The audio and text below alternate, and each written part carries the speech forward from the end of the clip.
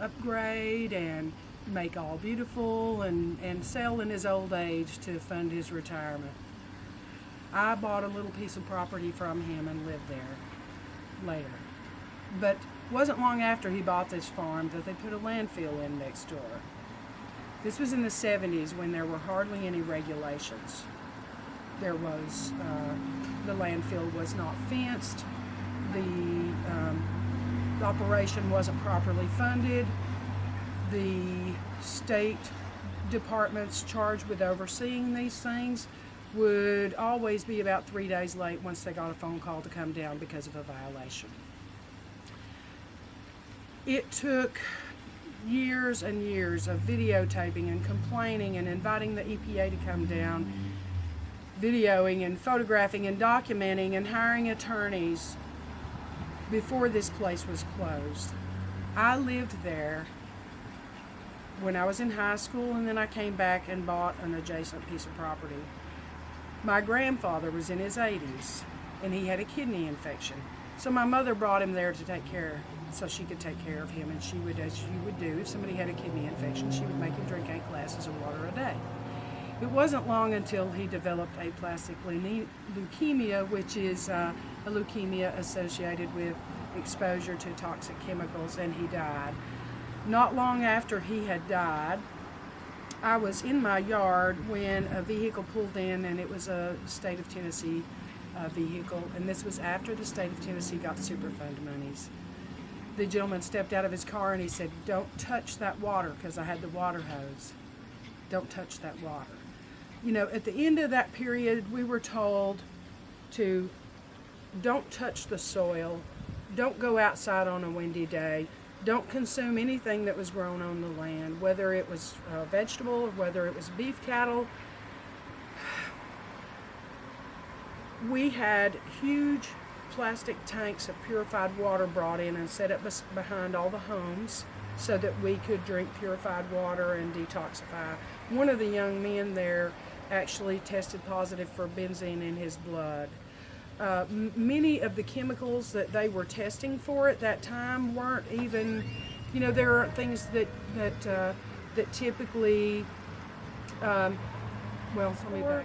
In water was a short list, and as you know, there are multiple new chemicals being developed every day. Right. So we had a short list. My children had blood draws so that they could be observed over time to see what cancers and other diseases they might develop in adulthood. I left there and went to Johnson City only to discover that they also had landfills there that were connected to the ones here. But while I was gone, my home was empty, and there was a farmer who had a farmhand, and he had said, "I'm 80 years old. I've had cancer 3 times. Even my cows have cancer. Until someone comes down here and pays me for my cows and for my land, I'm not going anywhere." And he loaded up his cows and he took them to the stock barn and he sold them. He still needed somewhere for his farmhand to live, and so he let his farmhand live in our home. It wasn't long until I got a letter from the Department of Health, state of Tennessee, saying, "We understand that previously unexposed individuals are occupying your home and we can't condone this practice." Now, as a mother of an 18-month-old baby who, for some reason, because he was previously exposed, it's okay for him to continue to be exposed, that did not sit well with me. Right. That was the only home I ever owned until the one where I live now. Yeah. Wow. Yes.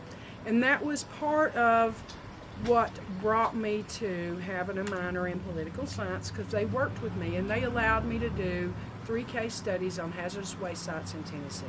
I think that since that time, what has happened is that they have discovered that there are so many that they don't even want to talk about it. But at that time, we got radioactive waste, we got waste from nuclear fuel services, we got waste from New Jersey, New York, because we were the trash dump for the eastern United States.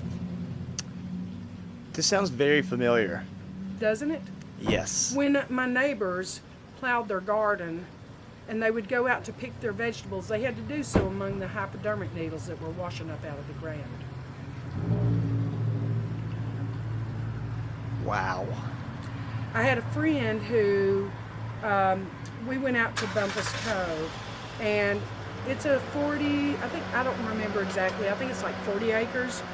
They could not get anything to grow there. In order, of course, to keep percolation down, you have to have something to grow in there. So they covered the entire 40 acres with geofiber, 18 inches of soil, and they imported some sort of weird flowering grass from another country that would take root and actually grow there.